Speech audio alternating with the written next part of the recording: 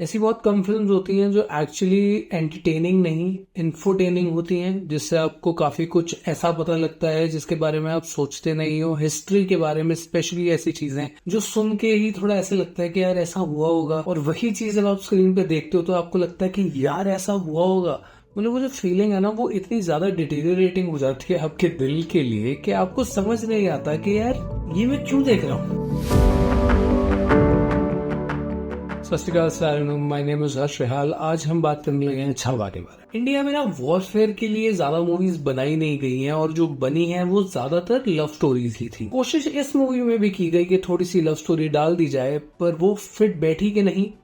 Let's talk about it. So I am just going to talk about the positives and the negatives of the movie. तो पहले negatives की बात कर लेते हैं। इस मूवी का म्यूजिक, मैं सोच भी नहीं सकता कि मुझे ऐसा बोलना पड़ रहा है कि ए आर रहमान का म्यूजिक किसी मूवी में अच्छा नहीं लगा। हमारी एक्सपेक्टेशन ए आर रहमान से इतनी ज्यादा है कि हम सारे थोड़े डिसअपॉइंटेड हैं। बहुत सारे मीम्स आपने शायद देखे होंगे जहाँ लोग कह रहे हैं कि काश अजय अतुल ने इसका बैकग्राउंड स्कोर दिया होता। दूसरी चीज जो मुझे लगा, कुछ हद तक एग्जैजरेशन हो रही थी कुछ सीन्स पे, स्पेशली एक्शन सीन्स पे। कुछ एक्स्ट्रावेगेंट दिखाने के चक्कर में उसको इतना अनबिलीवेबल बनाए जा रहे थे कि वो थोड़ा बैठ नहीं रहा था, और सबके साथ बैठेगा नहीं। तीसरी चीज, मुझे नहीं लगता कि इस मूवी की गलती है, मुझे लगता है कि सेंसर बोर्ड की गलती है। मेरे हिसाब से मूवी एक एडल्ट फिल्म होनी चाहिए थी।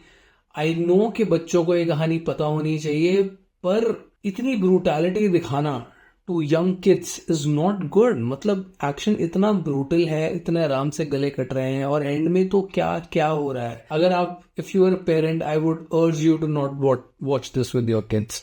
If you really want to watch it, please go and watch it yourself. Fourth thing I would say, Rashmika Mandanna का इसमें कैरेक्टर थोड़ा सा ऑफ लगा.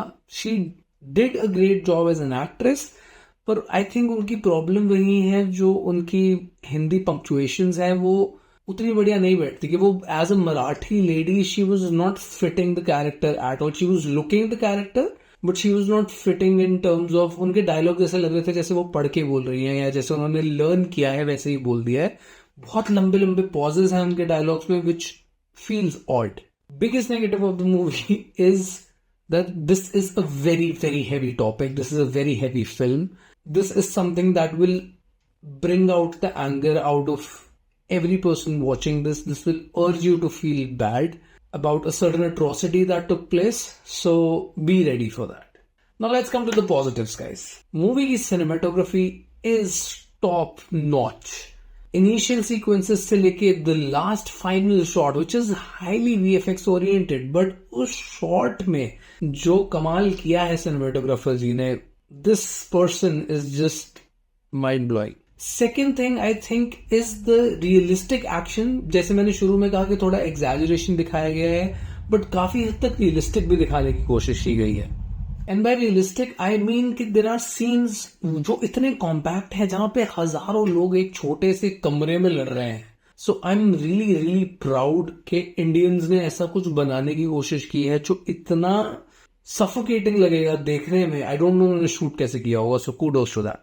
Third thing I would say, casting of this movie has been done beautifully. बहुत thoughtful casting है. बहुत सारे अच्छे एक्टर्स मूवी में बहुत सारे इंपॉर्टेंट रोल्स में दिखते हैं. Divya Dutta was fantastic in her character. Ashutosh Rana is always good, and he was so strong in this character. A huge, huge shout out to Vineet Kumar Singh.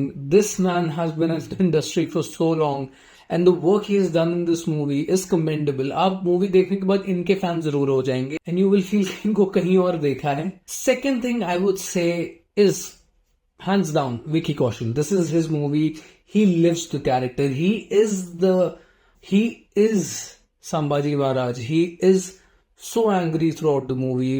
वो जो दहाड़ उनकी है ना पूरी पिक्चर में, you will after a point you will forget कि ये विक्की कौशल है. मतलब वो आप शुरू में भूल जाओगे जब एक्शन सीक्वेंस आएगा, क्योंकि वो पहला establishing एक्शन सीक्वेंस इतना स्ट्रॉन्ग है that it'll blow your mind. He went on to be 100 kgs for this.